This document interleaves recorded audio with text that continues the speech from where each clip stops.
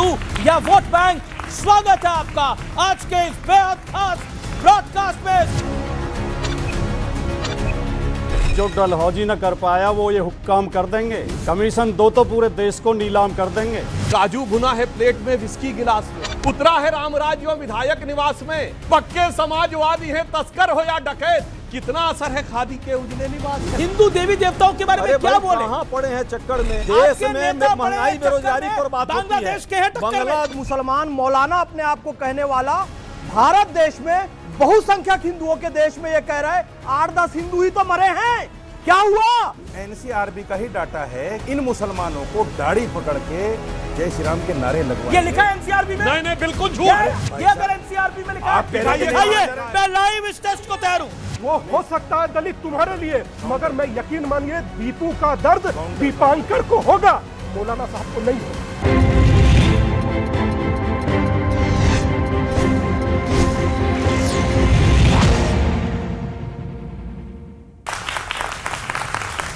नमस्कार व्यूअर्स, मैं हूं अमीश देवगन और आप देख रहे हैं देश का सबसे पसंदीदा कार्यक्रम। यह साल भी बीतने जा रहा है, एक नया साल, नया उत्साह, नया टारगेट हासिल करने को पूरा आसमान है। लेकिन बांग्लादेश के उन हिंदुओं के बारे में सोचिए जिनके बीते 16 महीने ऐसे बीते हैं जिसके बाद शायद जीने की इच्छा बच जाए तो गनीमत होगी।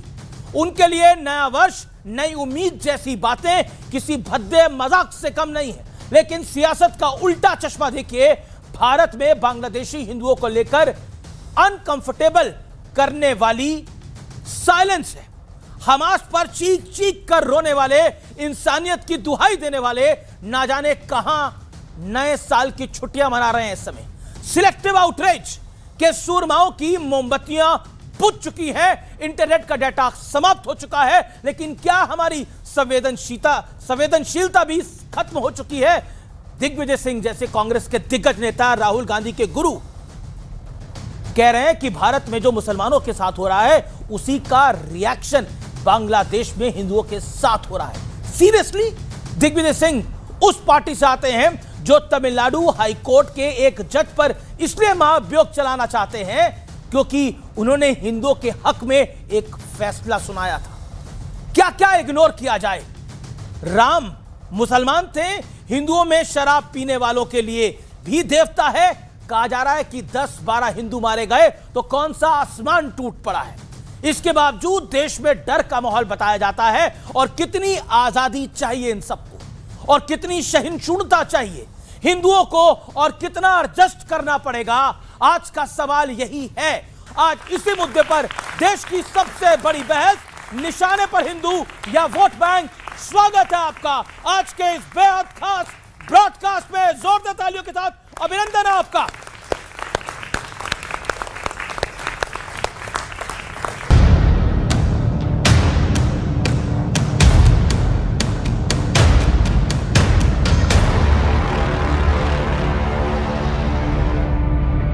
साल 2025 बीत रहा है और 2024 की ही तरह हिंदुओं को कभी ना भुलाई जा सकने वाली यादें देकर जा रहा है। 2024 में श्री राम लला की मूर्ति की प्राण प्रतिष्ठा हुई थी। इस साल श्री राम मंदिर पर धर्म ध्वजा फहरा दी गई। लेकिन इन सुखद यादों के साथ जैसे बयान इस साल आए, उसे सुनकर एहसास होता है कि विपक्ष की हताशा अपने चरम पर पहुंच चुकी है। তো আমি বলছি রাম মুসলমান ছিলেন, হিন্দু ছিলেন না। హిందువులలో ఎన్ని దేవతలు ఉన్నారు? పెళ్లి చేసుకోవడానికి హనుమంతుడు ఉన్నాడు, 2 పెళ్లిళ్ళు చేసుకునేటానికి ఇంకొక ఆయన దేవుడు ఉన్నాడు। कि लंका में हनुमान जी ही आग लगाएंगे। धर्मांध फैलाने वाले कट्टरपंथी ताकतें जो हैं, जिस प्रकार से अल्पसंख्यक समुदाय के खिलाफ जो कार्रवाई कर रहे हैं, वही रिएक्शन वहाँ पर उस प्रकार का हो रहा है। वहाँ पर हिंदुओं पर जुल्म हो रहा है, भारत के अंदर मस्जिदों पर हमला हो रहा है। आपकी जवानी सुन चुकी है क्योंकि मरने वाला हिंदू है। तो हिंदुओं और ईसाइयों के साथ अत्याचार हो रहा है, उसके खिलाफ इस सरकार को आवाज उठानी चाहिए। वो 4-10 लोगों के मरने को जेनोसाइड नहीं कहते। गठबंधन सेकुलरिज्म की आड़ में एक सूडो सेकुलरिज्म यानी छद्म धर्मनिरपेक्षता को आगे रखकर हिंदू धर्म के समूल नाश के लिए उद्यत हो गया है। बयानबाजी तो हुई, लेकिन जब हिंदू कोलकाता की सड़कों पर विरोध करने उतरे तो ममता बनर्जी की पुलिस ने उन पर लाठियां बरसा दी।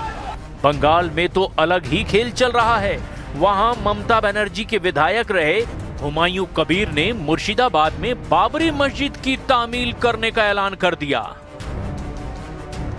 अब फिर से बाबरी मस्जिद बनाकर उस झगड़े को रीस्टार्ट करने का ये पॉलिटिकल षड्यंत्र है। हुमायूं कबीर अब बाबरी मस्जिद के नाम से एक मस्जिद बना रहे हैं। वो संभव नहीं और न हम बनने देंगे। साल खत्म होते होते खुलकर हिंदुओं की जाति वाली दरार गहरी करने की कोशिश भी की गई। तो मुझे लगा कि ये प्रेरणा स्थल है या पंडा स्थल है। एक विवाद तमिलनाडु में भी चल रहा है, जहां हाईकोर्ट के आदेश के बावजूद हिंदुओं को दीप स्तंभ पर दिया जलाने नहीं दिया जा रहा। उल्टे लगभग पूरा विपक्ष हाईकोर्ट के जज के खिलाफ महाभियोग लाने के लिए लामबंद हो गया। वोट बैंक को संभालने के लिए एक हाईकोर्ट के जज के सामने इम्पीचमेंट लेकर आए हैं। आज अगर शिवसेना प्रमुख बाला साहब ठाकरे होते तो उनका पहला सवाल होता कि क्या दोनों भाइयों ने खा लिया है। 2025 की सीख क्या है? क्या 2026 में हिंदुओं के लिए सावधान होने का अलार्म है?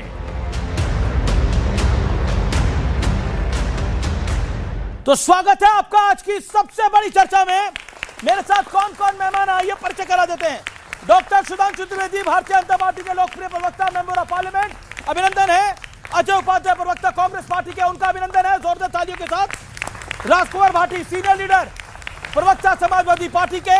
स्वामी दीपांकर जी, उनका अभिनंदन है। आध्यात्मिक गुरु हैं, लंबे अरसे से यात्रा कर रहे हैं। फैज खान साहब, उनका अभिनंदन है। मौलाना साजिद रशीदी कंट्रोवर्शियल है, उनका भी अभिनंदन है। चलिए आज की बहस का एजेंडा क्या है आपको बता देते हैं। बांग्लादेशी हिंदुओं के नाम पर देश में वोट बैंक पॉलिटिक्स का खेल हो रहा है। पॉइंट नंबर 2, हमास पर हल्ला और बांग्लादेशी हिंदुओं पर सन्नाटा, सिलेक्टिव गेम बना हुआ है। आइए, और ये बेपर्दा हुआ है। बांग्लादेश के हालातों से सिद्ध हुआ, बटेंगे तो कटेंगे, एक रहेंगे तो सेफ रहेंगे, क्वेश्चन मार्क के साथ। और सीए विरोधी गैंग बांग्लादेश हिंदुओं के लिए क्या दरवाजे खोलने की वकालत करेगा? याद है ना इस देश में सीए के विरोध पे क्या कुछ हुआ था। आज बांग्लादेश में जो कुछ हो रहा है वो हमारे सामने है। निशाने पर हिंदू या वोट बैंक, तमाम मेहमानों का स्वागत है। मैं इस चर्चा की शुरुआत करता हूं सुधांशु त्रिवेदी आपसे। 50 सेकंड आपके, फिर अजय उपाध्याय 50 सेकंड आपके। सुधांशु जी, सीधा सवाल है मेरा, क्या आपको लगता है निशाने पर हिंदू है या फिर वोट बैंक है? क्योंकि विपक्ष कह रहा है कि बीजेपी बांग्लादेश में हिंदुओं के साथ जो हो रही है उसको बुनाने का प्रयास कर रही है, क्योंकि 26 में चुनावों की लाइन लगी है। आप भी गंदा खेल खेल रहे हैं राजनीति का इससे।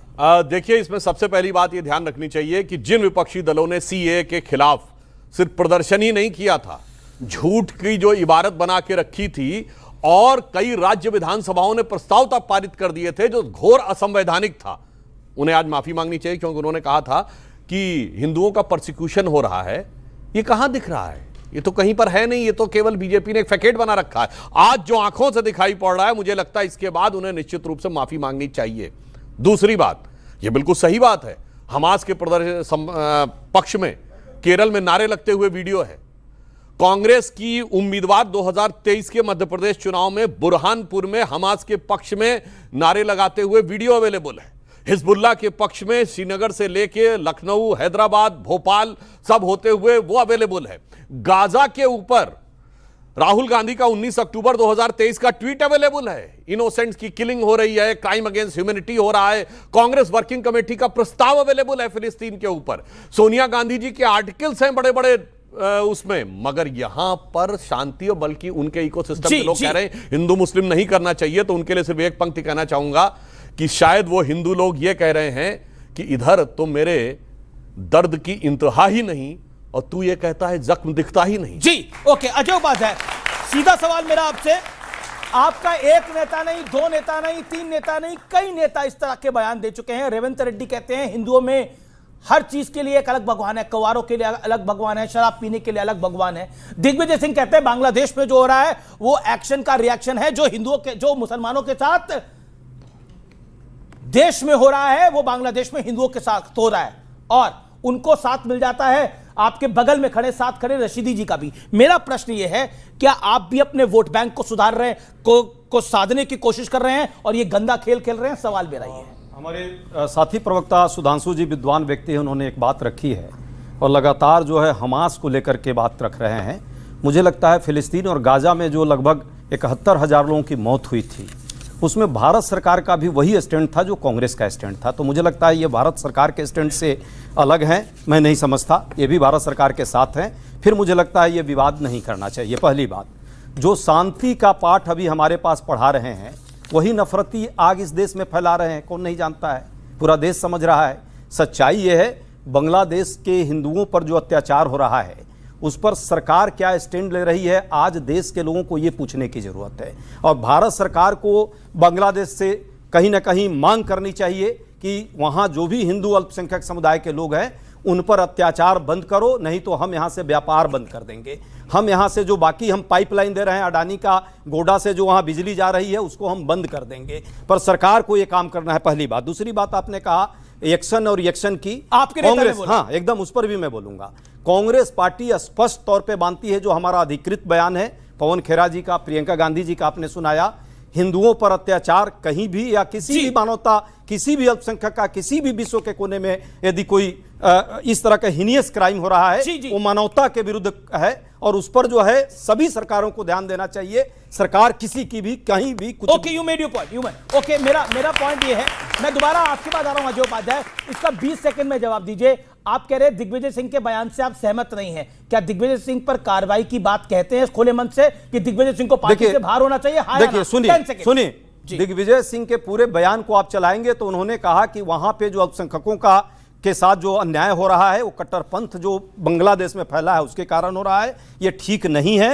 जहां तक बात भारत में भी यदि ऐसा कुछ होता है तो नहीं होना चाहिए। ये जिस तरह वहां रिएक्शन हो रहा है उसी तरह इस देश में भी रिएक्शन होता है। ये वर्ड है उनके, एज इट इज वर्ड यही है। अब उसको तोड़ मरोड़ कर इस देश की मीडिया दिखाना चाहे, आप दिखाइए। अमीश जी, एक शब्द में सिर्फ एक शब्द, सिर्फ एक शब्द देखिए, उसके बाद आप काट दीजिएगा, लेकिन एक शब्द सुन लीजिए। आपको बड़ा दूर का आजकल दृष्टिकोण आपका बड़ा अच्छा हो गया है, नजदीक वाला खराब हो गया है क्या? अभी ने यहाँ पे वाल्मीकि जी का, हरिओम वाल्मीकि का हत्या किया मॉब लिंचिंग में, अभी बांग्लादेश के नाम पे 2 लोगों को, हमारे देश के नागरिकों को मार दिया। कभी इस पर भी बोलेंगे आप? सर बिल्कुल आपकी बात सही है, आपने बोला दूर की नजर, देखिए दूर की नजर बिल्कुल तेज रखनी चाहिए, देश के दुश्मनों पर नजर बिल्कुल नजदीक से रखनी चाहिए। ओके, सुधांशु त्रिवेदी अभी जो बात बोली, जब देश का विभाजन हुआ तो पूर्वी पाकिस्तान यानी आज के बांग्लादेश में 32% हिंदू थे और 1991 आते आते 8% रह गए थे। वो कौन सी प्रतिक्रिया में हो गए थे? ये 16 अगस्त 1946 को डायरेक्ट एक्शन डे हुआ था, जब शाहिद हुसैन सोहरावर्दी के नेतृत्व में बाकायदा हिंदुओं का कत्लेआम हुआ था। वो किसकी प्रतिक्रिया में हो रहा था? मुझे लगता है कि इस समय निर्लज्जता की पराकाष्ठा पूरी करते चले जा रहे हैं कांग्रेस के नेताओं। मैं कांग्रेस नेताओं को दोष नहीं देता हूं, गौर से देखना चाहिए, हर समाज की अपनी सोच को देखना चाहिए।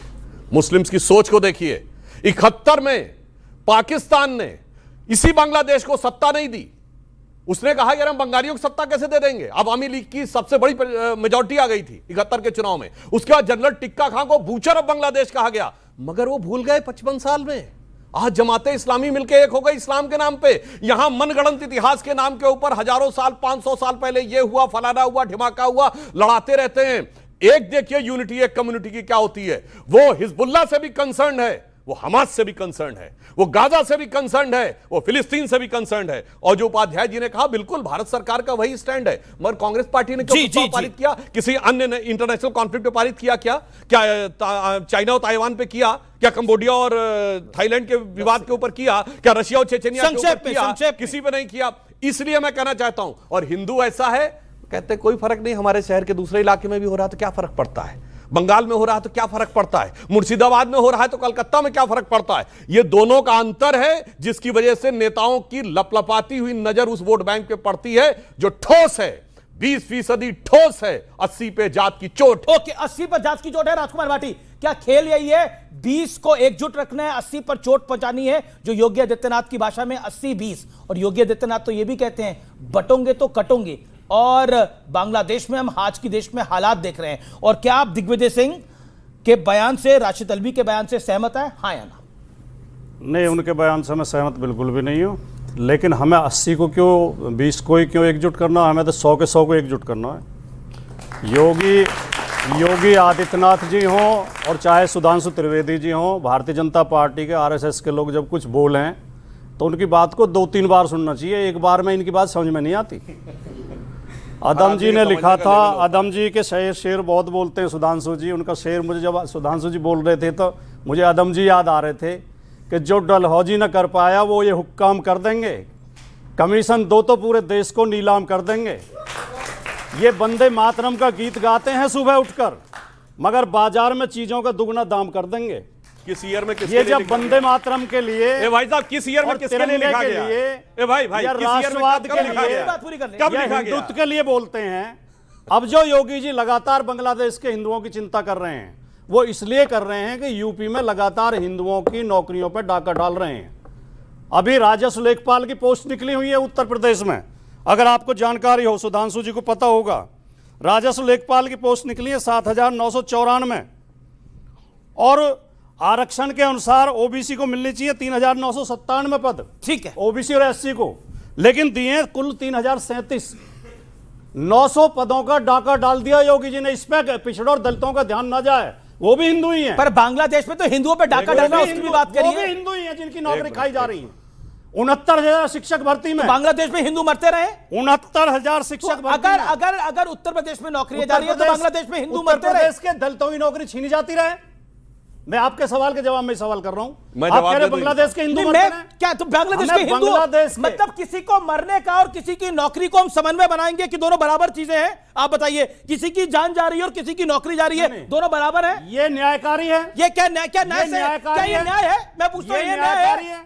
सुनिए, और यहाँ बोला जा रहा है एक्शन का रिएक्शन हो रहा है। आपके बगल में एक साफ खड़े हैं, वो कह रहे हैं 10-12 लोग मरे जा रहे हैं, 5-6 लोग मारे जा रहे हैं। कितना तूफान आ गया है क्या कोई बहुत बड़ा? Bharatiya Janata party OBC SC के साथ अन्याय कर रही है, इसलिए बांग्लादेश चिल्ला रही है। ओबीसी एसटी के साथ ओके 20 to 30 सेकंड सुधांशु जी। बिल्कुल बिल्कुल, मैं बताना चाहता हूं डाका कौन डाल रहा है ओबीसी के ऊपर बताता हूं।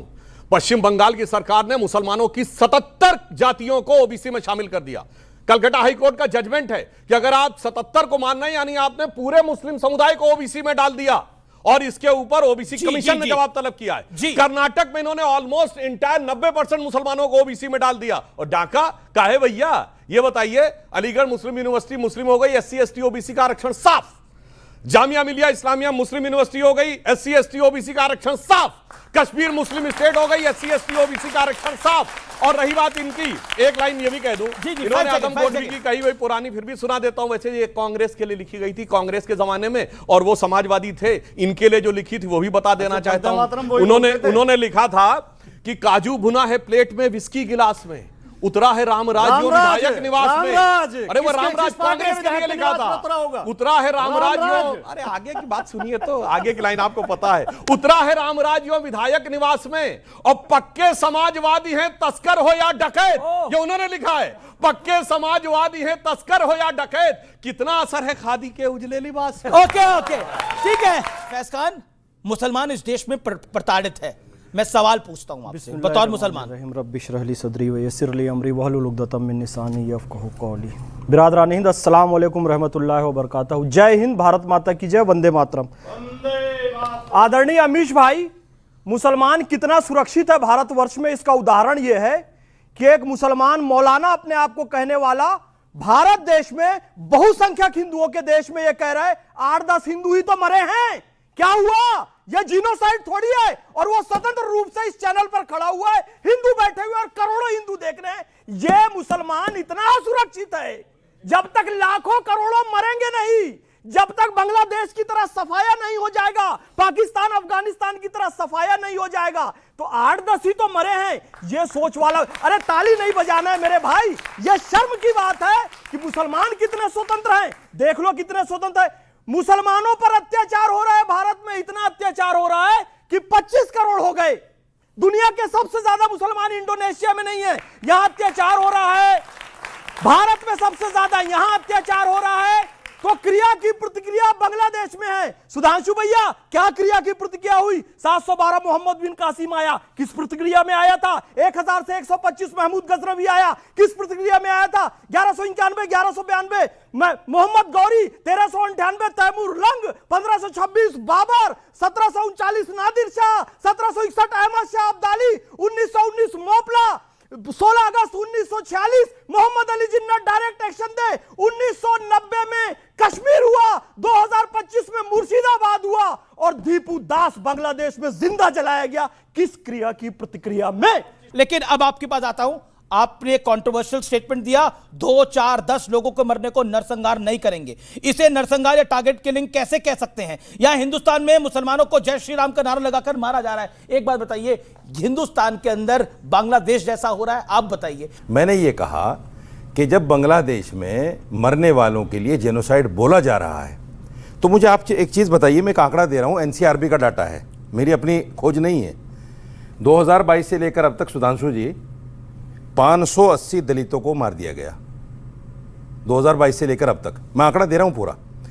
उत्तर प्रदेश में 189, बिहार में 168, राजस्थान में 99, मध्य प्रदेश में 83, महाराष्ट्र में 76, कर्नाटक में 72, हरियाणा में 45। बयान में ये कहा था या हिंदुस्तान में मुसलमानों को जय श्री राम का नारा लगा के मारा जा रहा है। नहीं सर, मुझे कोर्स करेक्शन करना पड़ेगा। दलितों की बात है, आपको करेक्ट करना पड़ेगा। दलितों पे क्रॉस क्वेश्चन न करो, दलितों पे मत करो। दलितों नहीं, ये आप हिंदू होने नहीं दिया। नहीं, बिल्कुल बिल्कुल नहीं, गलत कह रहे हो। और राज्य बताइए, आप कह रहे हो। सुनिए, 30 सेकंड। हरियाणा में 45, तमिलनाडु में 55, तेलंगाना में 31, केरला में 11 और उड़ीसा में 21। तमिलनाडु में 55। अरे सुन लो, वहां तो दलित समर्थक सरकार है। सुन लो भाई, तमिलनाडु में 55। जवाब दीजिए, मेरी बात पूरी हो जाए। सच बात को सुनना और गले से उतारना सच आपके मुंह से बहुत मुश्किल है। इस्तकबाल करता हूं। मैं ये कहना चाहता हूं, और एनसीआरबी का ही डाटा है कि 52 लोग और मॉब लिंचिंग में मरे हैं, जिनमें 42 मुसलमान हैं। और इन मुसलमानों को दाढ़ी पकड़ के जय श्री राम के नारे लगवाए। ये लिखा है एनसीआरबी में? नहीं, बिल्कुल झूठ। मैं कह रहा हूं, बिल्कुल सरासर झूठ बोल रहे हैं। मैं कह रहा हूं, आंकड़े के ऊपर मैं बोल रहा हूं कि मुसलमानों को दाढ़ी पकड़कर जय श्री राम के नारे, जय श्री राम बोल के मारा जा रहा है। ये अगर एनसीआरबी में लिखा है, दिखाइए। मैं लाइव इस टेस्ट को तैयार हूं। दिखाइए कहां लिखा है? दिखाना चाहिए, दिखाना चाहिए सर एक बार। अब आप बोल रहे हो तो क्या पता दिखाओ, तो हम सबको पता तो चले कि दिखा रहे हैं। दिखाना चाहिए सर। कितने लोग चाहते हैं दिखाया जाए? ये दिखाना चाहिए। ओके, ये दिखाना चाहिए। इतना बड़ा हैरत में हूं कि इंसान इतने बड़े चैनल पर क्लियर झूठ बोल कैसे लेता है। उसके लिए ताकत चाहिए भाई, बड़ी ताकत चाहिए। मगर शांति आपके बीच में नहीं बोले। मगर इतना सताया हुआ है इस देश का मुस्लिम, जैसा कि भाई साहब ने कहा कि वो मुस्लिम इतना सताया हुआ है कि श्रद्धा के 35 टुकड़े कर दे रहा है। इतना सताया हुआ है कि मीम और भीम का डिस्काउंट तक बांग्लादेश में नहीं मिल रहा। मैं इतना सताया मान रहा हूं, जोगेंद्र नाथ की चिट्ठी अगर पढ़े तो प्राण त्याग दें यहीं। अगर मैं इतना सताया मान रहा हूं कि waiting for visa doctor BR Ambedkar की पुस्तक है, जिसमें कुएं से पानी पी रहे थे तो पीने नहीं दिया मुसलमानों ने। इतना सताया हुआ इस देश का मुस्लिम। मगर मैं फिर उसके बाद हैरत में कह रहा हूं कि दीपू चंद्र दास, आपके लिए कह रहा हूं, मैं जाति नहीं बोलना चाहता, दलित ही था भाई साहब। दलितों को टोंटी से पानी पीने और रात में अमृत मंडल, रात में, ये बैकडोर कमेंट्री बंद कीजिए दादा। रात में अमृत मंडल कौन था भाई? जाति आप खोजिए। आप लोग ना जाति का राजनीति करता है, मुझे नहीं करना। वो हो सकता है दलित तुम्हारे लिए, मगर मैं यकीन मानिए दीपू का दर्द दीपांकर को होगा, मौलाना साहब को नहीं होगा। और अगर एक सेकंड, मौलाना साहब कह रहे 2, 4, 10 लोगों को मरने को नरसंहार नहीं कहेंगे। मैं पूरा कर दूं एक शब्द। जी क्विकली। के 2, 4, 10, क्योंकि मौलाना साहब एक माचिस का तिल्ली लें, अपने हाथ पर यहां नीचे रखें और 1 सेकंड के लिए रखें, तो समझ में आएगा दीपू को कैसे जलाया गया और कौन सा नारा वहां खड़े होकर लगाया गया। ओके। अब रशीदी जी आपका जवाब। अब आपको मैं 40 सेकंड दे रहा हूं, मेक योर पॉइंट। देखिए, बात को तोड़ मरोड़ के पेश करना और अपनी बात को बड़ी करने से बड़ी नहीं होती बात। वाल्मीकि भी हिंदू है। जब आप जाति का एक वो लेकर चल रहे हैं, तो वाल्मीकि को जब हिंदू मानने, तो बोलिए ना उस पर भी कि हाँ गलत हुआ है। हरिओम वाल्मीकि कौन था? अभी 6 दिन पहले मर्डर हुआ उसका। 6 दिन पहले अभी अथर को बिहार में सब्जी वाले को घर से खींचकर मारा। अभी 6 दिन पहले अतर को। एक इंसिडेंट को आप बांग्लादेश ये के जेनोसाइड से कंपेयर ये कर सकते हैं? बात एक इंसिडेंट और मेरी बात को पकड़ लिया आपने, अपनी बात को नहीं पकड़ेंगे। एक इंसिडेंट, अरे इंसान अगर एक भी मरे तो उसको भी बोलना चाहिए। अमीश, आपने कैसे कह दिया एक इंसान? नहीं, आप एक बार आपने कैसे कह दिया कि क्रिमिनल इंसिडेंट आपने कैसे कह दिया जेनोसाइड को आप कैसे आप एक हत्या के साथ कंपेयर करेंगे? मुसलमान कह रही है अमीश, आप 10 सेकंड। आज जो बात कर रहे हैं, आपको जाकर रिपोर्ट देखिए, गूगल है, सब नौजवान हैं, देश के आपके दर्शक देख रहे हैं। 2400 हिंदुओं की, सिखों की, उसमें बौद्ध भी हैं और ईसाई भी हैं, बांग्लादेश में पिछले 2 साल में हत्याएं हुई हैं, मौत हुई हैं 2400 लोगों की। क्या कभी आपने देखा बंगाल का चुनाव आया है तो अभी किस तरह से ये लोग धरना प्रदर्शन कर रहे हैं, और अभी कहाँ कर रहे हैं हिंदुवादी संगठन? वहां दूसरी जगह जाकर, अरे भाई प्रधानमंत्री इसके लिए जिम्मेवार हैं, भाजपा के लोग जिम्मेवार हैं, अपनी आंखों का क्यों नहीं? इनको करना चाहिए ना जाकर के। बांग्लादेश पर दबाव कौन बनाएगा? आप बनाएंगे, हम बनाएंगे, या देश का इमरान मसूद तो कह रहे हैं कि प्रियंका गांधी को प्रधानमंत्री बना दीजिए। देश के सरकार को दबाव बनाना है बांग्लादेश पर कि नहीं? हमारे हिंदू भाई मारे जा रहे हैं, ईसाई या बौद्ध मारे जा रहे हैं, उसके लिए कौन जिम्मेवार होगा? जिम्मेवार कौन होगा? मैं ऑडियो से लेता हूं। आज से 6 महीना पहले भारत के जो शेख 10 सेकंड शेख हसीना जब थी, उनके कार्यकाल में 1000 से ज्यादा हिंदुओं की मौत हुई है। वो हमारे यहाँ अतिथि हैं, मैं इसका अपमान नहीं करूंगा कि वो अतिथि हैं, ठीक है, भारत सरकार का निर्णय हम स्वागत करते हैं, लेकिन ये भी एक पर्सपेक्टिव है, इस पर भी भारत सरकार से मैं बताना चाहता हूं, भारत सरकार एक सवाल जनता की तरफ से भी है, भारत सरकार क्या कर रही है? सिर्फ लिप सर्विस करेंगे क्या? सिर्फ लिप सर्विस करेगी क्या? ये तो मजबूत सरकार है, निर्णायक नेता है, मजबूत नेता है और निर्णायक सरकार है, क्या करेंगे आप? जवाब देना चाहता हूं, कोई चुनाव से मतलब नहीं है। आज से 6 महीना पहले जब भारत सरकार के विदेश सचिव जाकर मोहम्मद यूनुस से मिले, उसके बाद पहली बार 88 केसेस दर्ज हुए। उससे पहले बांग्लादेश की सरकार यह कहती थी कोई धार्मिक हिंसा जैसा मामला ही नहीं है। वो भारत सरकार की पहल के बाद उन्होंने 88 केसेस दर्ज किए और स्वीकार किया। और अगर आपने देखा हो, पिछले 15 दिन में 2 बार बांग्लादेश के उच्चायुक्त को बुलाकर तलब किया गया है। तो भारत सरकार अपनी तरफ से पूरी संवेदनशीलता के साथ काम कर रही है। और इसके अलावा सुनिए, भारत सरकार ने जो किया है, बांग्लादेश को भारत के पोर्ट्स पर फ्री एंट्री मिलती थी, क्योंकि बांग्लादेश के पास सिर्फ एक ही हिस्सा है ना समुद्र का, तो हमारे जो समुद्री पोतों से जाते थे वो सारे रास्ते भारत सरकार ने बंद कर दिए कि भाई अब आपके साथ ऐसा संबंध नहीं है, तो अब आप फ्री में हमारे मुंबई से, चेन्नई से आप अपना सामान नहीं ले जा सकते। ओके, मैं एक सेकंड मैं आपको बताता हूं। आप कह रहे हैं कि मोदी जी तो बांग्लादेश को समझाए, आप अपने नेताओं को नहीं समझा पा रहे। जो उपाध्याय, ये कैसे किसी को डाइजेस्ट? मैं बताता हूं, आप अपने नेता दिग्विजय सिंह को नहीं समझा पा रहे, आप अपने नेता राशिद अल्वी को नहीं समझा पा रहे, आप अपने नेता रेवंत रेड्डी को नहीं समझा पा रहे। इनको कौन समझाएगा? अजय उपाध्याय, ईमानदारी से बताइए, रेवंत नहीं, बिल्कुल कहां मैं जा रहा हूं, मैं तो वही जा रहा हूं जहां वो लेके जा रहे हैं। रेवंत रेड्डी हिंदू देवी देवताओं के बारे में क्या बोले? कहां पड़े हैं चक्कर में? ये हिंदू मुस्लिम का नाटक छोड़िए ना आप लोग। इस देश में महंगाई बेरोजगारी पर बात होती है, बांग्लादेश बड़ा याद आ रहा है। कह तो रहा हूं कि चश्मा बदल लीजिए, नजदीक वाला भी देखिए, तो आप दूर कहीं देखते हैं। मेरा चश्मा देश में लोगों का खराब है हालत। देश में पिछले एक सप्ताह के अंदर कितने हिंदुओं के साथ? मैं कह रहा हूं रेवंत रेड्डी को तो समझाइए। इन्होंने बोला मोदी जी समझाए बांग्लादेश के प्रधानमंत्री को, लेकिन आप अपने नेताओं को नहीं समझाएंगे। स्वामी दीपांकर, मैं एक और नेता को कोट करता हूं, रेवंत रेड्डी हिंदू देवी देवताओं के बारे में क्या कह चुके हैं मुझे बताने की आवश्यकता नहीं है। दिग्विजय सिंह क्या कह चुके हैं मुझे बताने की आवश्यकता नहीं है। राशिद अल्वी जी के कह चुके हैं, मुझे बताने की आवश्यकता नहीं है। संजय सिंह, आम आदमी पार्टी के सांसद, दिसंबर 2025 को कहते हैं हराम में भी राम है। अब आप बताइए, एक बात बताइए, मतलब हम प्रधानमंत्री मोदी को तो चाहते हैं कि वो बांग्लादेश के प्रधानमंत्री को समझाएं, लेकिन अपने नेताओं को नहीं समझा पाती पार्टियां।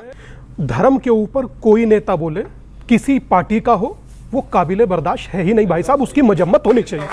कोई बोले, मैं कह रहा हूं, कोई बोले टॉप टू बॉटम, धर्म किसी की जागीर नहीं है, भारत के भीतर धड़कने वाली धड़कन है। तो धर्म के बारे में बोलना अपना अपमान और अपने का पतन करना है। अब मैं बात पर आना चाहता हूं दादा, आज बोलते तो धर्म के बारे में, मजहब के बारे में कोई नहीं बोलता, सब धर्म के बारे में बोलते। मैं इसीलिए आज आपसे कहना चाहता हूं कि आज दीपू के बाद हिंदू मुसलमान ना बोलने पर, हिंदू मुसलमान ना करने पर एक मेरा नाराजगी आपसे है कि आप लोग जब रिपोर्ट दिखाते हैं तो कहते हैं विशेष समुदाय, मगर कम से कम यार हमें हिंदू कहते हो, उन्हें मुसलमान तो कहो कि मुसलमानों ने किया। अब मैं अपनी बात कहना चाहता हूं और मेरी प्रार्थना है इसे स्वीकार कीजिएगा शायद मैं कहना तो चाहता था कि जनता के बीच से पूछूं, मगर मैं पूछूंगा नहीं, मैं यहीं से खड़ा होकर पूछ लूंगा। मेरा बड़ा अजय भाई तो आध्यात्मिक व्यक्ति हैं, भाटी जी बहुत सुलझे हुए व्यक्ति हैं। इस बात मेरे डाइजेस्ट नहीं हो रहा कि जो मदुरई में दीपक जलना था, ठीक है, उसमें चंदन एक लड़का मारा भी गया है, उसमें दीपक जलने पर हिंदुओं का दिया जल रहा है, ऐसा नहीं है। उससे बाजू में दरगाह है, और इसलिए कि कोर्ट ऑर्डर्ड है वो। मैं आपको ऐसी बात बताने जा रहा हूं जो आपको नहीं पता इस बारे में, कि दिया जलने जा रहा है, आपने इसका विरोध किया, आप उसके लिए अपीचमेंट और महाभियोग का लेटर भी देकर के आए। उसमें कांग्रेस भी थी, उसमें सपा भी थी, उसमें उद्धव ठाकरे की शिवसेना भी थी। मगर मैं एक चीज कहना चाहता, मुझे बोलने दीजिए। किसने बोला इंपीचमेंट करने के लिए? मैं ये कह रहा हूं, बात खत्म हो जाएगी, बोलने दीजिए। उन्हें भी तो बोलने देंगे। मुझे माइक, उनका अधिकार नहीं है बोलने का क्या? मुझे माइक दे दीजिए, मैं यहीं से बोलिए। मैं इतना सा कहना चाह रहा हूं कि अगर हिंदू का दिया जल रहा है तो हिंदू के दिया जलने में आपत्ति कैसे? उसके 2 दिन पहले हंसने की क्या बात थी? नहीं, क्योंकि हम लोग मजाक हैं भाई, हिंदू मजाक है इस देश में, क्या बात थी? हिंदू इस देश में मजाक है, इसलिए वो हंस रहे हैं। मैं एक बात कहना चाह रहा हूं, हंसने की क्या बात थी? छोड़ दे, मैं तो उनको बोलने नहीं दे रहा हूं, तो क्या करूं यार? मैं सिर्फ इतनी सी बात, इन पे हंस रहे हैं। मैं हंसने दीजिए दादा, मुझे फर्क ही नहीं पड़ता। इनके भगवा कपड़ों पे हंस रहे हैं, किस पे हंस रहे हैं आप? मैं सिर्फ इतनी सी बात सबरीमाला पे कोर्ट के ऑर्डर पे किसी ने इंपीचमेंट लाया कोई क्या? अमीश, इतनी सी बात कहना चाह रहा हूं, उसी सरकार ने, आप सब लोग सुनिए, 2 दिन पहले दिया जलाने से एक दरगाह पर धार्मिक मजहबी झंडा फहराने की अनुमति दी, उसी सरकार ने दी। मगर कोर्ट का ऑर्डर पाकर भी मैं दिया नहीं जला पा रहा। मैं अजय भाई से भी और भाटी जी से भी एक बात जरूर कहूंगा कि आपके नेता ने वहां पर कहा कि अपीचमेंट उस स्वामीनाथन के खिलाफ लाया जाए। क्या हिंदुओं के घर में दिया जलेगा? कल उसके खिलाफ भी अपीचमेंट। ओके, बड़ी बात बोली है। ऑडियंस का सवाल, हाथ खड़ा करे, सवाल पूछे। किसके सवाल है? ओके, क्या सवाल है आपका? सर, मैं ये कहना चाहता हूँ, जब नींद का नाटक चल रहा हो ना, तब चीखें नहीं सुनाई देती। इसी तरह जब हिंदू जलता है ना, तब आग नहीं दिखती, लोगों को धुआं दिखता है, और उस धुएं के चक्कर में आंखें धुंधली हो जाती हैं। ये आपका कहना है। ओके, और कुछ क्या कहना चाहता है कोई? ओके, आप क्या कहना चाहते हैं? आपका सवाल क्या है? पॉइंट क्या है? सर, मैं आपसे एक चीज पूछना चाहता हूँ, साफ शब्दों में कहूंगा, जब हमारे यहाँ हिंदू की जो बेटी होती है, जो सनातनी बेटी होती है, जब उसको मारा जाता है तब आप लोग तमाशा देखते हैं, लेकिन जब हमारा दीपू मारा जाता है तो आप लोग 1 2 3 4 ही तो लोग मरे, उस पर आप कुछ नहीं कहते हैं।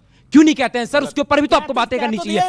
नहीं सर, तो ये 1 2 3 4 लोग कह रहे हैं ना, उस पे ऊपर कुछ बात क्यों नहीं करना चाहते आप? आप ये बताइए ना सर। मैं कर रहा हूँ सर, कह रहे हैं आप? सर 8-10 से पेट नहीं भरा, 8-10 हिंदुओं के खून से पेट नहीं भरा। नहीं सर, 7 लाख मरो तब बोलेंगे। ये आपके उसमें, आपके शो में बार-बार एक चीज कही जा रही है कि चश्मा धुंधला हो गया है। मैं सर एक चीज बताना चाहता हूँ। लो सर, मैं चश्मा उल्टा करके भी देख पा रहा हूं कि आपकी आंखें तब भी वैसी है, और चश्मा सीधी करके भी कह रहा हूं कि आपकी आंखें तब भी वैसी है। ओके, उल्टा सीधा चश्मा। ओके रशीदी जी, 20 सेकंड फिर और सवाल। सुनिए, आप मेरा बयान देखिए न्यूज़ 18 पे।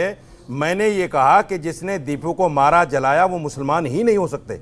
देखो उठा के आप ये नहीं दिखाते वो चीज, ये सही चीज नहीं दिखाते, ये हमें और आपको लड़ाने वाली चीजें दिखाते हैं, ये हमें और आपको लड़ाने वाली चीजें दिखाते हैं, मतलब सनातन, ये असली बात दिखाते ही नहीं। पूछो इनसे बयान दिखाएं, पूरा बयान दिखाओ, पूरा बयान दिखाओ।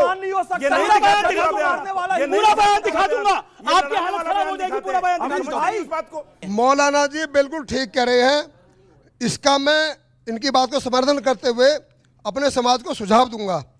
रामचरितमानस में बाबा तुलसीदास लिखते हैं, ऐसे लोगों के लिए जो समाज को, हमारे को मारते हैं, काटते हैं और 2 4 बताते हैं, उनके लिए बाबा तुलसीदास लिखते हैं, विनय न मान तो जलती जड़, और गए 3 दिन बीत, बोले राम सकोप तो भय भी न हो न प्रीत। ओके, ठीक है आप। ओके। गुरुजी का बहुत सम्मान करता हूं। गुरुजी ने मदुरई के उस पहाड़ी की, तमिलनाडु की चर्चा की है। मैं आपका वाकई सम्मान करता हूं, और आप जैसे लोगों का रहना जरूरी है। हिंदुत्व की सही रक्षा हो, लेकिन हिंदुत्व के नाम पे जो ये लठैतगिरी हो रही है वो नहीं हो। अब क्यों कह रहा हूं ये बात? ये क्यों कह रहा हूं मैं कि सच्चाई ये है कि वो जो जज साहब ने, जो स्वामीनाथन जी ने, जिन पर ये आ रहा है, अभी जो आरोप आ रहा है, वो पहले भी है, उनके डिसीजन को आप लोग जाइए गूगल में देख लीजिए, वो किस पार्टी से थे, वो कब जज बने हैं, उससे पहले कितने इस तरह के हिंदू मुस्लिम दंगा भड़काने वाले उन्होंने दिए हैं, अपने जो फैसले दिए हैं। इसमें भी जो दरगाह है, जिस दरगाह की बात की जा रही है, जिस स्तंभ पर दीप चलाने की बात की जा रही है, उसका एंगल है एक, हमारे हिंदू धर्म में भी सनातनी परंपरा के लोगों ने भी इस बात का विरोध किया कि उस पर उस स्तंभ पर नहीं फहराया जा सकता। आज तक ऐसा कोई रिकॉर्ड ही नहीं है। सर्वे का जो रिपोर्ट है भारत सरकार का, वो भी कहा कि वो गलत दीप है, वहां नहीं फहराया जाएगा, वहां दीप नहीं जलाया जाएगा। दीप का एक एंगल होता है, उस एंगल में 90 का एंगल बन रहा है, वहां पहले से दीप जलाया जा रहा है, आज भी जलाया जा रहा है। अभी कुछ दिन पहले, बरसों से सर, अब आपने भाई 200 साल से उस पर कभी दीप नहीं जली। अच्छा, 200 साल से नहीं जली। जाकर के मैं एक बार आप ये दरगाह के पक्ष में है, ये 90 डिग्री एंगल पे दीप जलवाना चाहते हैं दूसरे दीप के खिलाफ। नहीं, उस दीप का कोई मतलब ही नहीं है, कभी जला ही नहीं। तो कोई मतलब ही नहीं है, तो करता गलत बोल रहे हैं। जहां है वहां ऑलरेडी जल रहा है। मैं बताना चाहता हूं, जरूरी है दीप का समाज को जलाना। चतुर्वेदी, मैं एक दो बात मैं गंभीर कहना चाहता हूं। जो बात अभी इन्होंने कही थी, देखिए फ्रेजेस कैसे गढ़े जाते हैं। ये ईश निंदा शब्द क्यों प्रयोग किया जा रहा भाई संस्कृतनिष्ठ हिंदी का? उसका तो कोई मतलब नहीं है संस्कृतनिष्ठ हिंदी से। आप कहिए दीन में मदालखत की वजह से कत्ल हुआ, क्यों नहीं बोलते भाई? आप कहिए गुस्ताखे नबी की वजह से कत्ल हुआ। फ्रेजेस गढ़े जाते हैं। और सुनिए, जिस जमाने में यह कहा जाएगा कि साहब मेल डोमिनेटेड सोसाइटी, तो क्या शब्द प्रयोग किया जाएगा? पितृ सत्तात्मक व्यवस्था। और 4 बीबी वालों के लिए नहीं कहा जाएगा मर्दुम अजीम रवायत। शब्द कैसे चुने जाते हैं ये ध्यान करिए। जब शब्द चुना जाएगा तो कहा जाएगा पोंगा पंडित, जबकि वो पंडित जो कि देखेगा पत्रा में और बताएगा कि 25 दिन के बाद सूर्य ग्रहण होने वाला है और उसको खड़े होकर देखने की जरूरत नहीं है, मगर वो पोंगा पंडित है। और जो सैटेलाइट दिखा रहा होगा कि चांद उग गया, मगर जब मौलाना साहब दिखाएंगे तो वो मस्त मौला है। इसलिए मैं कहना चाहता हूं जरा इस इंटेलेक्चुअल उसको भी समझिए। और एक बात जो वो कह रहे कि अजय उपाध्याय जी ने कही, उस पर भी जरा जवाब देना चाहता हूं। बिल्कुल कान खोल के सुनिए, दाएं बाएं बिल्कुल मत करिए। उनका कहना हिंदू मुसलमान मत करिए, सिर्फ मुसलमान मुसलमान करिए। रेवंत रेड्डी ने कहा कांग्रेस मतलब मुसलमान, मुसलमान मतलब कांग्रेस। और कमलनाथ जी ने कहा 100% मुसलमानों का वोट हमको चाहिए। इसलिए बिल्कुल सही है, कानों पे ध्यान दीजिए, सिर्फ मुसलमान मुसलमान करिए, हिंदू मुसलमान करने की कोई आवश्यकता नहीं है। अब दूसरी बात बताना चाहता हूं। चलिए, वो तो दिग्विजय सिंह जी ने बोला, वो तो अलग बात है। खड़गे जी ने सदन के अंदर बोला, कुंभ मेले के समय, और बाहर भी बोला कि कौन सा गंगा जल में नहाने से पाप धुल जाते हैं, बोला था, सबको याद होगा। और मैं कहना चाहता हूं, ये जल की पवित्रता सिर्फ हमारे यहां नहीं है, मुसलमानों में भी काबा में आबे जमजम है और वहां भी माना जाता है उस जल से पाप धुलते हैं। वेटिकन में आप जाते हैं तो भी वो जल छिड़कता है, कहता है this holy water will kill you, remove you from all the sins. औकात हो तो बोल के दिखाएं। क्या कहना चाह रहे हो, बताओ। धर्म के नाम पे जब लोगों को मारा जाता है तो हम सेफ कहां पर है? हम लोगों तो बस हिंदू मुसलमानों पे अटके रह गए। ओके, बहुत अच्छा सवाल है। धर्म के नाम पर अगर मारा 10 सेकंड जी। मैं बेटा आपका वाकई आप ही हैं आने वाले इस देश के भविष्य। आप ही लोगों को इस देश में रहना है, इसका ख्याल रखना है। ये हिंदू मुस्लिम मंदिर मस्जिद की राजनीति नहीं, सियासत का काम है। देश के लोगों को रक्षा करना, देश की प्रगति करना। सियासत यदि धर्म के नाम पे चल रहा है तो ये गलत है। ये इसलिए आप जैसे लोग अभी भी हैं और यही रोशनी है। अच्छा, एक शेर सुना रहे हैं लास्ट, हम भी 5 सेकंड में शेर सुना रहे हैं। हाँ, शेर सुना दीजिए। इसी बच्चे पर एक शेर सुनाता हूँ। हाँ, हम क्या बनाने आए थे, क्या बना बैठे, कहीं मस्जिद बना बैठे, कहीं मंदिर बना बैठे। हमसे तो अच्छे ये परिंदे हैं जनाब, कभी मंदिर पे जा बैठे, कभी मस्जिद पे जा बैठे। बहुत अच्छी बात है। लेकिन एक रसीद आपके शो में बोल चुके हैं, मगर परिंदे जानते ऐसे उड़ते थे, फिर प्योर हिंदू सिटी अयोध्या में जाकर ऐसे बीच में बैठते थे, कहते थे मेरा है। फिर प्योर हिंदू सिटी मथुरा में जाकर ऐसे बैठते थे कि वो हमारा है। लेकिन परिंदे प्योर हिंदू सिटी काशी में जाके लेकिन ये परिंदों की बात करी, लेकिन आप बांग्लादेश के विषय में कहां फंस बैठे? आप बांग्लादेश के विषय में कहां फंस बैठे? ओके, अच्छा, दिया जलाने का एक एंगल होता है, मुझे आज पहली बार पता लगा है। 90 डिग्री में एंगल चलता है। स्वामी जी, आप कौन सी डिग्री में दिया जलाते हैं भाई? आप सब अपने घरों में कौन सी डिग्री में दिया जलाते हैं? मैं अजय भाई का मैं भी बहुत सम्मान करता हूं, मगर अजय भाई के मुझे किसी चीज पर कोई चिंतन मनन की आवश्यकता नहीं। मगर एक बात जरूर कहूंगा कि जो कई सदियों से चली आ रही परंपरा होती है, वो मंदिर का ईशान ढूंढती है और अग्नि ढूंढती है। ईशान देवता के लिए और अग्नि दीप प्रज्वलित के लिए, या जितनी भी तमाम चीजें होती हैं, यज्ञ इत्यादि। मगर वहां एक आज से अजय भाई नहीं चल रहा था दिया, आज से नहीं जल रहा था, वहां दिया सदियों से जलता आ रहा था। इस सरकार ने बंद कराया। राजकुमार भाटी, ये अपने आप में टिपिकल है। 2025 समाप्ति की ओर है, 26 आने वाला है, चुनाव 27 में है यूपी के अंदर। क्या कांग्रेस अकेले अपने दमखम के साथ चुनाव लड़ने के लिए जा रही है? अगर, और इमरान मसूद तो कई बार इस बात को बोल चुके हैं, अब अविनाश पांडे भी बोल रहे हैं, तो अपने आप में महत्वपूर्ण है।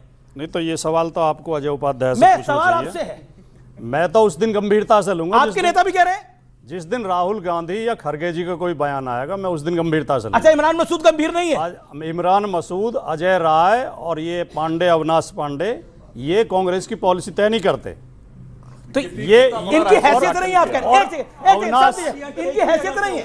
बिल्कुल, बहुत बढ़िया रहस्योद्घाटन किया है। प्रभारी, प्रदेश अध्यक्ष, इस सब की कोई औकात नहीं है, एक ही है। पिछले शो में सबका मालिक एक है। मैं नहीं कहलवाता। अविनाश पांडे और अजय राय की हिम्मत यूपी में कहने की नहीं हुई ये बात, ये भी जाकर मुंबई में कही है। तो ये तो आप उनसे ही पूछो। लेकिन मैं एक बात, अच्छा, इनकी हैसियत नहीं है आपकी राय में? आपकी इनकी हैसियत नहीं है? क्यों बोलूं? यही तो बोल रहे हैं आप। वो भी सम्मानित नेता हैं, अच्छा, लेकिन वो पॉलिसी तय नहीं करते हैं कांग्रेस इन लोगों की हैसियत नहीं है इमरान मसूद वगैरह की। अविनाश पांडे वो कह रहे हैं आज बादलों ने फिर मुझसे साजिश की, और जहां मेरा घर था वहीं बारिश की। अब मैं इसमें क्या करूं? आपने जो बात रखी है, आपके नेता अजय भाई, हमारे नेता आपके नेता बारिश कर रहे हैं, हमारे साजिश कौन कर रहा है आप बताइए? कहीं यहाँ से साजिश तो नहीं हो रही? हमारे नेता कभी ऐसा बात कर ही नहीं सकते। हमारी डिसीजन हाईकमान, अविनाश पांडे ने बोला मैं बयान सुनवा सकता हूं, बैठ करके बयान सुनवा सकता हूं। किस संदर्भ में है वो मुझे भी नहीं पता, यदि पता होगा तो जरूर उस पर जवाब दूंगा। सुधांशु त्रिवेदी जी गिनवा रहे थे कि मुसलमानों की हिंसा में कितने हिंदू मरे, और मौलाना जी गिनवा रहे थे कि मुसलमानों की हिंसा में कितने हिंदू मरे। ये दोनों ये क्यों नहीं सोच पाते कि जो मरे हैं वो इंसान है, इंसान मरे हैं। ये हिंदू मुसलमान गिनते रहेंगे। मुझे फिर अदम जी याद आते हैं कि हिंदू और मुस्लिम के एहसासात को मत छेड़िए और अपनी कुर्सी के लिए जज्बात को मत छेड़िए। ओके सुधांशु जी, हम में कोई हूण, कोई शक, कोई मंगोल है, दफन है जो बात, अब उस बात को मत छेड़िए और छेड़िए एक जंग मिलजुल कर गरीबी के खिलाफ। दोस्त मेरे मजहबी नगमात को मत छेड़िए। ओके सुनिए, जवाब अमीश, भारत के इतिहास में एकमात्र चीफ मिनिस्टर कौन था जिसने कहा कि मुलायम सिंह यादव, जिन्होंने कहा मैंने अयोध्या में 16 हिंदू मरवा दिए थे, इससे ज्यादा मैं मुसलमानों के लिए क्या कर सकता था? ये नहीं कहा मर गए थे, और 40 भी मर जाते तो गम नहीं था, मरे तो सैकड़ों थे। मगर अपने मुंह से कहने वाला व्यक्ति कि 16 मरवा दिए थे और 40 मर जाते तो गम नहीं था। कई बार दे चुका हूं। अब सुनिए, आपने भारतीय जनता पार्टी की सरकार ने राजस्थान में 71 गुजरों को गोलियों से भून दिया था, वो भी हिंदू ही थे। किसी ने नहीं कहा कि हमने 71 गुजरों को भूना, हिंदुओं को बिल्कुल गलत। 71 मुलायम सिंह ने यह बयान दिया कि मैंने 16 हिंदू मरवा दिए थे। विषय को बदलते हैं। विषय नहीं, आप बदल रहे हैं। मुलायम सिंह ने यह बयान बोला कि मैंने 16 हिंदू मरवा दिए। मुसलमान लड़े? नहीं, आप चाहते हैं सिर्फ मुसलमान। हमने कहा हिंदू मुस्लिम के लड़े नहीं, आप चाहते हैं हिंदू मिटे मुसलमान बढ़े। हिंदू मुसलमान लड़े नहीं चाहते, ये चाहते हैं हिंदू मिटे मुसलमान बढ़े। एक मैं जरूर कहना चाहूंगा, हमारा दिए का सबसे बड़ा त्योहार होता है दीपावली। उसका नाम ये दीप अवली, यानी घी के दियों की कतार बनाई गई थी जब भगवान राम आए थे। आप इससे जरा ये सोचिए, और उसके बाद हमें दीपावली के बारे में प्रदूषण हो रहा है, पटाखे मत छोड़ो, ये सब भरा गया। मैं ईमानदारी से कहना चाहता हूं, घी के दिए की कतार हर घर में हुई, इसका मतलब उस देश में इतनी प्रॉस्पेरिटी थी कि इतना घी था कि घी के दियों की कतारें बन सकती थी।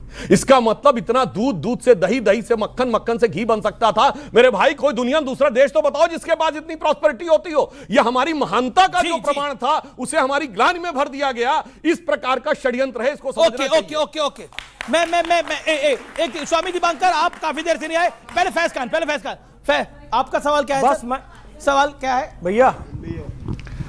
मेरा सवाल यह है सुधांशु जी से कि बांग्लादेश जो कि भारत ने ही आज़ाद कराया, वो एहसान मानने की जगह आज हिंदुओं के अगेंस्ट बर्बरता निकाल रहा है। सरकार का क्या स्टैंड है? सेकेंडली, ऑपरेशन सिंदूर दोबारा क्यों नहीं हो रहा बांग्लादेश के अगेंस्ट? ओके सुधांशु जी, जवाब देखिए, जो आपने बात कही, एक अच्छा सवाल, पहला बड़ा गंभीर बात है कि एहसान क्यों नहीं मान रहा है। इसके लिए तो फैज भाई ने जो बताया 712 से लेके आज तक, ध्यान रख लीजिए, जो इस गलतफहमी में पड़ा है कि कट्टरपंथी मुस्लिमों का साथ लेके बच जाएगा, तो गोरी ने जयचंद को भी नहीं छोड़ा था। और उसके बाद जिस जमाने में मान सिंह और महाराणा प्रताप के बीच में हुई, तो अकबर के अंडर में मान सिंह को आना पड़ा, मिर्जा राजा जयसिंह को अपना महल देना पड़ा। जो इन्होंने सवाल पूछा, बांग्लादेश एहसान क्यों नहीं मानता? हिंदुस्तान नहीं तो उसको बनवाया।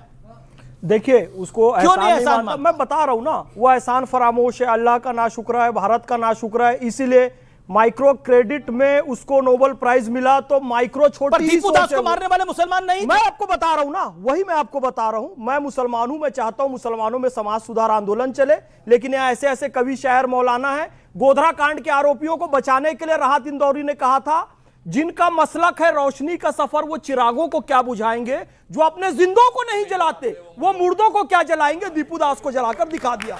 दूसरी बात, मंदिर में दीपक नहीं जलना चाहिए, इसलिए जाकर इंपीचमेंट लगाते हैं उस जज के खिलाफ। जब नाश मनुष्य पर छाता है, पहले विवेक मर जाता है। सुधांशु सर, मेरा आपसे ये सवाल है कि अगर कभी भी ऐसा हमने देखा है कि हमारी कंट्रियों में कितनी ज़्यादा यूनिटी है कि अगर कहीं पे भी कोई ब्लैक मरता है, एक तरफ से सब जगह आंदोलन आ जाता है, कहीं पे भी कोई मुस्लिम मरता है तो सारी इस्लामिस्ट कंट्री एक साथ इकट्ठी होती है और उस चीज़ का विरोध करती है। सर, अगर हिंदू की बात करी जाए, हमारी ही कंट्री में सबसे ज़्यादा हिंदू पॉपुलेशन है, तो सर हमें चाहिए ना कि हम इस चीज़ को स्टार्ट करें कि नहीं भाई, हिंदू मरेगा तब भी हमें तकलीफ होगी, चाहे वो किसी भी राष्ट्र में हो। बहुत अच्छा सवाल है, इसका मैं जवाब दे दूं। देखिए, हिंदुओं के साथ समस्या जानते क्या है? जब डॉक्टर हेडगेवार ने बात शुरू की थी, संघ बनाया, तो लोगों ने कहा आप क्या काम करना है, हिंदुओं को तय करना। वो तराजू के ऊपर मेढकों को तौलने के समान है। 4 आप लेके आएंगे, जब अगले 4 लेने को जाएंगे 2 उछल के चले जाएंगे। ये उदाहरण दिया गया था। ये जो आपकी बृहत्तर एकता की कमी है, इसके लिए मैं कहना चाहता हूं, हमें क्या हम लोग जब सरकार नहीं आई थी तो हम लोग कहते थे हो गए हैं स्वप्न सब साकार, कैसे मान ले हम, टल गया सर से व्यथा का भार, कैसे मान ले हम। राष्ट्र को है लोग भूरे, स्वार्थ है युग मंत्र सारा, वर्ग जाति विभेद की अब बह रही है कलुष धारा, इस अमा के तिमिर को अब अरुणिमा क्या मान ले हम। मैं तो आज भी इस बच्चे को सबसे ज्यादा सैल्यूट दे रहा हूं। तुम्हारा क्या नाम है बेटा? बच्चे वालों रुक जाइए, क्या नाम है? क्या नाम है? बिल्कुल, अद्विक चंदेल। अद्विक बहुत अच्छा नाम भी है। मैं तुम्हारे लिए एक शेर मैंने अभी जस्ट लिखा है, यहाँ देख करके निकाला है कहीं से। तुम ही हो रोशनी आखिर, तुम्हें ही चमन बचाना है, तुम ही हो आखिरी लश्कर और तुम्हें ही ये वतन बचाना है। ओके, आने वाले समय में तुम ही बचाओ। चलिए, ये यहाँ हिंदू मुस्लिम करेंगे और देश ये राजनीति की बात है, हिंदू मुस्लिम की बात नहीं है। आग में डाल रहे हैं आप। इन्होंने शेर में भी लश्कर ले आए। तो फिलहाल आज की इस चर्चा में इतना ही, लेकिन इस चर्चा को यही समाप्त करते हैं। तमाम लोगों का बहुत बहुत अभिनंदन। फिलहाल इतना ही, नमस्कार। लेकिन इस नए साल के जश्न में 5 मिनट हिंदुओं के साथ जो बांग्लादेश में हुआ है उसके बारे में जरूर सोचिएगा। आपको मेरा नमस्कार। 2026 आपके लिए मंगलमय हो। नमस्कार, धन्यवाद, जय हिंद, वंदे मातरम।